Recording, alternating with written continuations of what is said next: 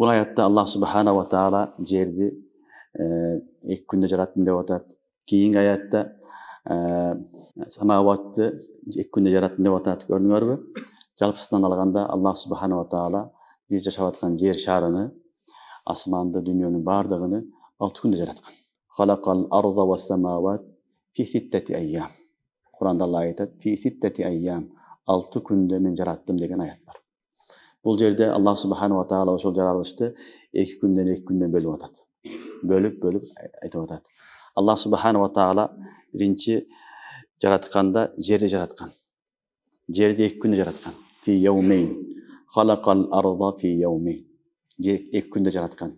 2 күндө жараткандан кийин Аллах Субханаху ва Таала суммастава иля сама. Кийин асманды жараткан. 2 күндө асман жараткан.